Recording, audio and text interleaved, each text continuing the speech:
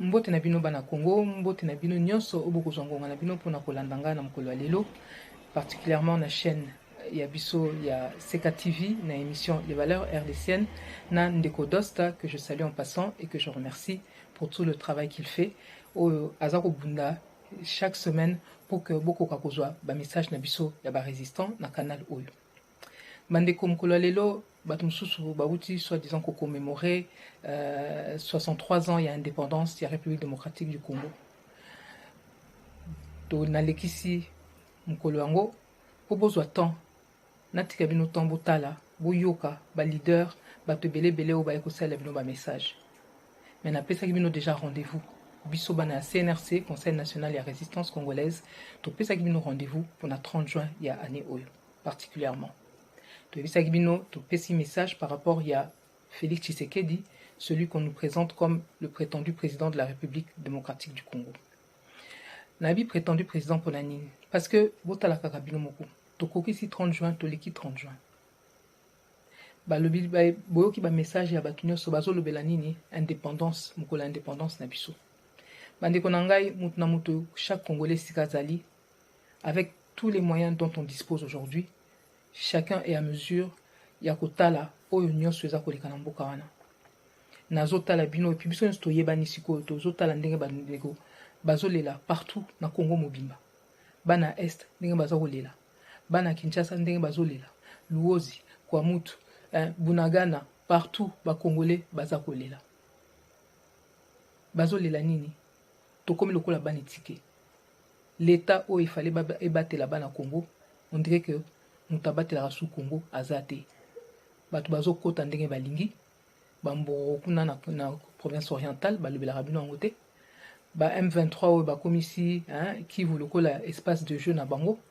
Ba web sabino que ba FDLR moko pe bazawana. Ba web sabino que côté à Zambie kuna depuis ba betela biso lisolo nango bazongela rabiso ngo susute. Ba web sabino que ba nungu eza na kati ya bandundu. L'État azomona, azoyoka, azo réagir suffisamment te. Et l'ongo et continuer dans la bandundu silina noté boke yoka kuna na côté ya ba Congo, Kinshasa, Maluku. Donc insécurité et comme se généraliser dans la République démocratique Mobimba. Bandikonanga, je ne vous apprends plus rien. Par contre, nazo rappelé bino que depuis des années, pour na biso bao to travail qui n'a pas Ngwanda, papa Honoré Ngwanda, tozala ki ko alerter bino que mupepo e bandi kuna na est et koki koya ko se généraliser na mboka Mobimba. Parce que bato ba mandaki ko déstabiliser biso na est, objectif na bango ezo senga que ba contrôler Kinshasa en particulier. Ba contrôler Kinshasa, mais lokola pe mboka na biso Mobimba, eza na ba richesse, eza na kita. Bato baza na sima na bango, baza na besoin te que ba congolais ba koka ko profiter na mabele na bango. Indépendance au bamindele ba pesaka biso, ezaka ya maloba. Tout le monde est en mesure de se rendre compte aujourd'hui que o bango ba bimisa na monoko. Eza o bazaki ko kanisa na mitema na bango te.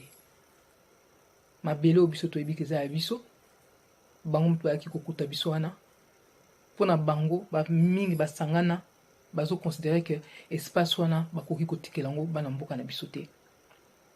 Bandeko na ngai ba bito kokisi 63 ans ya prétendue indépendance mais botala bino moko. Rendez-vous nga na pesa bino pona ce 30 juin ezaki surtout pona yango to sala mois bilan. Et puis toye bakotala ndenge ni to kotambola.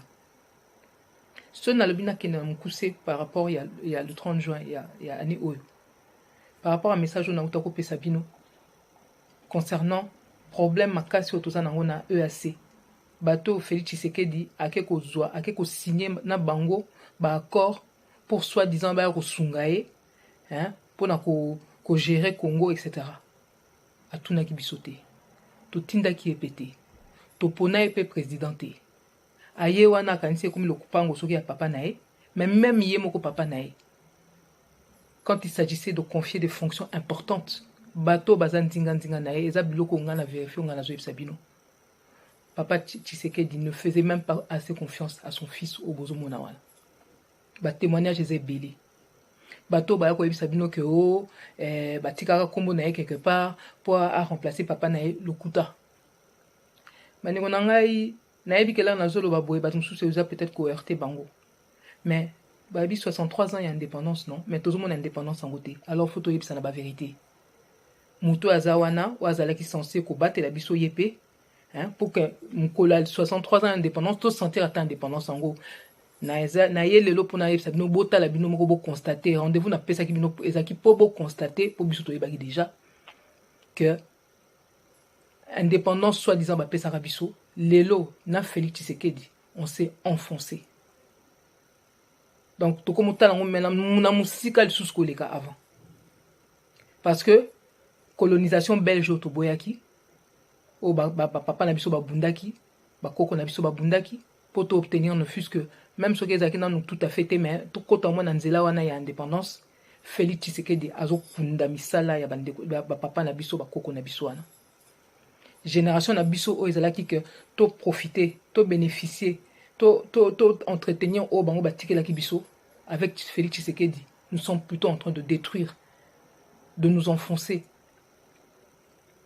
de mettre en péril babiloko nyonso papa na biso abundela kiwana. Parce que ceux qui botali résultat lelo, ezaloko ya toboya ki colonisation belge, pour toi ezala coloniser par bando ya bato ya sewana. Hein? Bamboka au Kenya, Rwanda, Burundi, Uganda. Donc, bamboka, en plus, bamboka moka mike par rapport même à la République démocratique du Congo, bandeko nangai. Bozo mona quand même niveau à problème au tokomi nango. Eux assez on eza banani.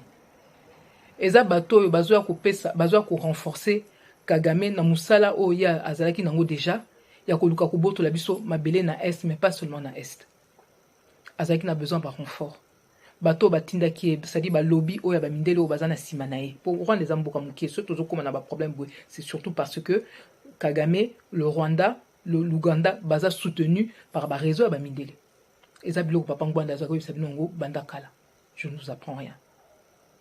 Félix Tshisekedi est venu nous enfoncer akeko signé ba accord na batwana sans nous demander notre avis et na ba accord wana ezak et komami clair que souveraineté na biso comme na maboko na bango. Ce qui boyoki kama ka président Kenya wana akomi ko bisabino que biso ndé to koti boyo to kobimate. C'est parce que aebi makambo ba signaki, aebi que tisiko yo Félix Tshisekedi azo saela bango. Muta ko sabinoté. Félix Tshisekedi azana maboko na bango. Ceux qui même il y a un brin de lui dans kati ya motema peut-être azomona que ceux qui peut-être azana mwa bolingo na ebité famille nae, il y a quelques Congolais. Ou peut-être à celle moi quelque chose, mais azo kokanaïté. C'est ça le problème aujourd'hui. C'est que même si tu sais que d'aza quoi mutumoko, donc azana singana kingo, ou peut-être même à koko kanta, azo kokate. Alors singana kingo peut maboko bakangi. En réalité, ça veut dire que eloko na biso mutuya, mboka na biso o eza eloko ya mutuya po na biso.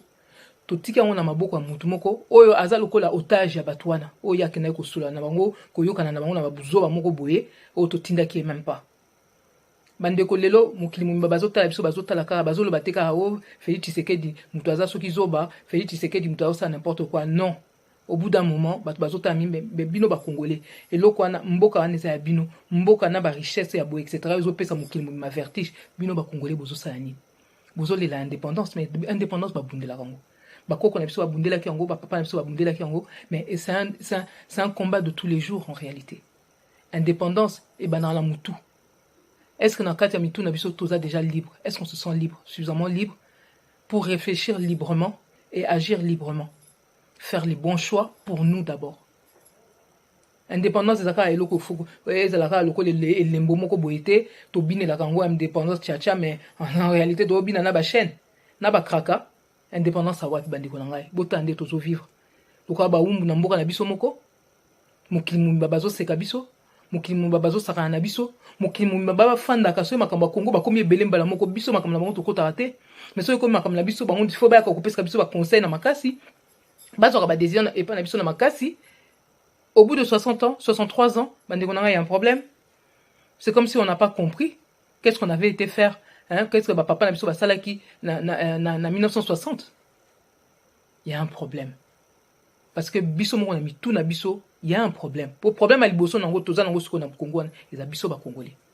Pour ba leader ba koko ya belé. Kimbango ya kei, Lumumba ya kei, Ngwanda ya kei, ba tukili muziro tout ça ba kei ba leader ba ze belé. Ba ko yaka ba ko kendeke. tant que biso peuple congolais toujours ça la part na biso té, tant que peuple congolais toujours continue qu'on fonctionne quoi ba même so ba tchel biso n'importe quel faux leader, faux messie ba tchel biso liboso toujours landel quoi ba même batwana libanda banguna baza libanda o bazo bazana posa ba boto la biso mboka so banda kanango to ko supporter ngo jusqu'à makana na biso donc ba banda na biso donc yo papa yo mama boto la biso mbota mi na pasi okoli na pasi hein ozo vivre na pasi pe là au commis à quelques au niveau kufa etc ozo mona déjà que banano otiki bango pe bazo continuer kaka pasi wana mais non il y a un problème. Le Congo est une bénédiction. Mokili mabotu na bango so batali Congo babino eza bénédiction. Bon ce ko biso tozo vivre boyo on dirait bat bazana malédiction pour l'année. Parce que tozo saela o nzamba tikeli bisote, tozo saela ba principe o nzamba tikeli bisote. Ba principe o nzamba za nango asengeli nango po biso to koka réellement ko jure na mboka wana. Bana biso ba koka réellement ko profiter na ba richesse na ba bloc belé za na mboka wana. Alors faut to mituna. Et un des problèmes que nous avons, oui, je dis, l'homme congolais. Bateau, les gens qui ne sont pas au rendez-vous. Même ceux qui leaders, Alexis Binonzela, à un moment donné, quand ils ont besoin de vous, vous n'êtes pas là. Hein? Papa Chichi, on a le Belabino tout à l'heure. Ah, mais Ayaki Kolobabola la Pongia bébé. Mais avant, il y a la Pongia bébé, prenez-vous en charge. Ligotez-le-moi. Ti Lelo Félix Tshisekedi Azo Zelanine pour ligoter Kabila. Hein? À l'époque, on pouvait dire peut-être qu'on ne s'était pas assez organisé ou on n'avait pas les moyens, j'en sais rien. On n'avait peut-être pas compris. En tout cas, je parle de la plupart des Congolais. Je ne parle pas de nous, restants, puisque ça m'a surtout comprenant que déjà pendant qu'elle n'a pas pangouane. Mais ceux qui en 2011, c'était bon, on a 2000, depuis à combien 2018, 2019, etc. Tissiko a commis fin de mandat, non a ligoté été. Nana sale le côté à comment Sabino que oui, ce sont mes frères et patati patata stade mobozako et bazaba rwandais non. Il fallait baser en Rwanda. À ça il est binoni. Normalement on n'en est même plus là à se poser des questions ou à faire des inventaires. Félix Tshisekedi depuis baza wana na batunaye bazo yi bazo kosa bazo boma ka ndenge banda liboso bazalaki wana celui qui s'appelle se fait appeler Joseph Kabila yena batunaye bazaki ko yi ba kokosa ko boma. Ces trois choses là bazo ça biloko nyonso bazo ça na mboka na ça tourne toujours autour de ça, des pilleurs, des jouisseurs, des frappeurs, des menteurs. Ça suffit. Ça suffit. 63 ans. Mais bon, pas que c'est bandit. Non? Alors, avec tout ce que nous avons vécu aujourd'hui, on en est à ce point-là. Inventaire, il y a Makambo Félix Tshisekedi du Togo, ko sala ngo toute la journée nazotala, tozolanda. Hein? Tozomona, ba analyste, ba comme belé. Mais solution ni ba otchela bino na mesa.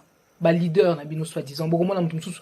Yé moko aza ko yebisa bino que Kabila aza nini azo sa la Rwanda. Yé moko ayebisa bino na boyi machine à voler. Kaka ye, ba jeu, aller-retour. Hein? Yal baki Kabila zo la Rwanda, non? Ayebi que Kabila a un agent à occupation. Bon, ce qu'on a ba shadari pour nani. Matata ponyo. Boke boye boke kuta susu katumbi le Zambien.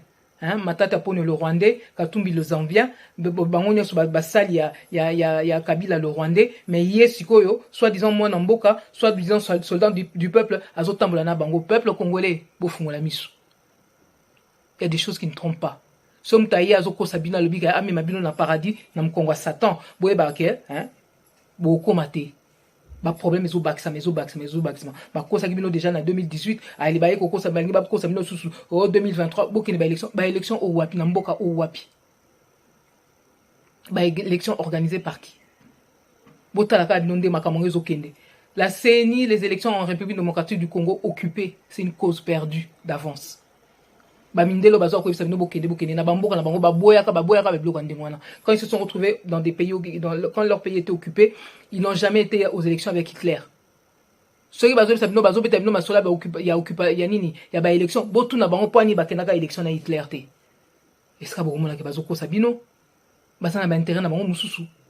ou alors baza découragé pour ba congolais ba ça la part na bango te bozo senga ba sanction mais mokonzi o muto aza censé ko représenter bino sanction nini yazu contre Rwanda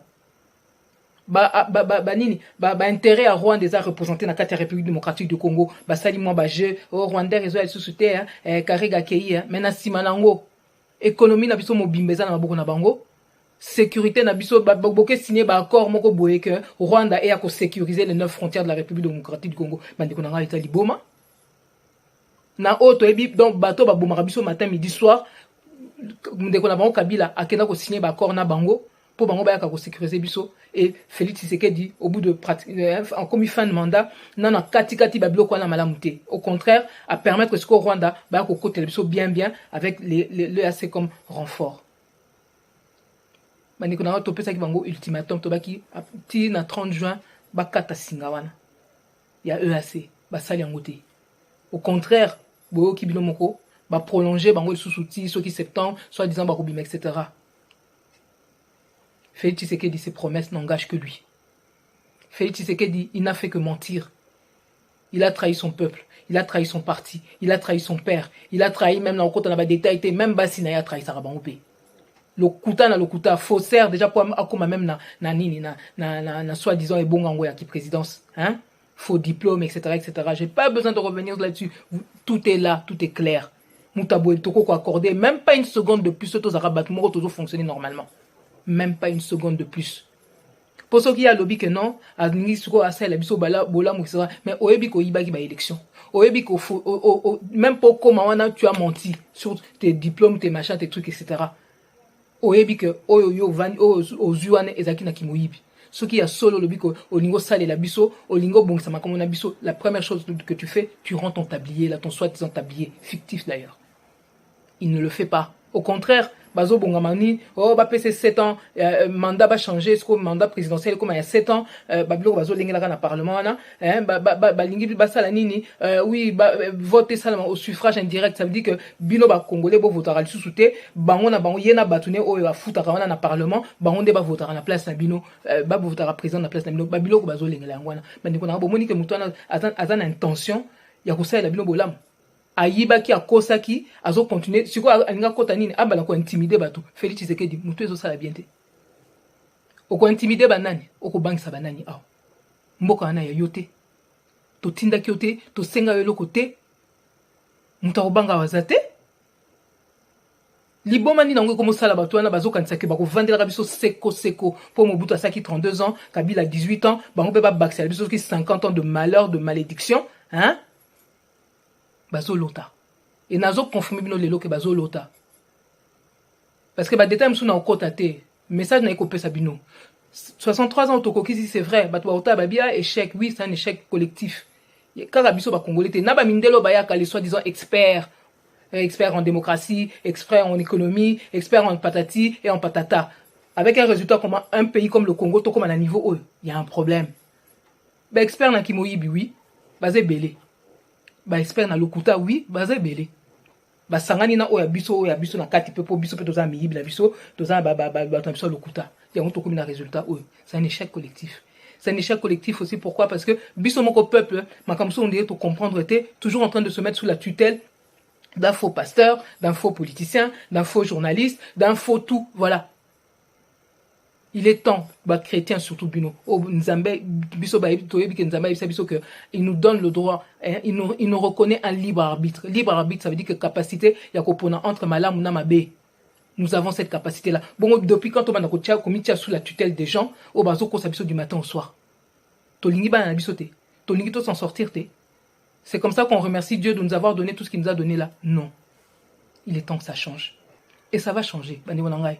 Papa ngwa za koloba bolinga te brotelema na okota na ba détail te na bisino mais na minito bana musu basi ba telemi na bango et on n'a pas le choix parce que ba rwandais bato a EAC Félix Azaki azo akeko koyoka na bango wana bango bazo kosa ke bazo linga peut-être babima so tali babilo musu ba kesa la kuna na Luanda ils veulent il y a des contingents qui doivent sortir etc. mais en réalité bazo former déjà ba troupe musu ba érythréens etc.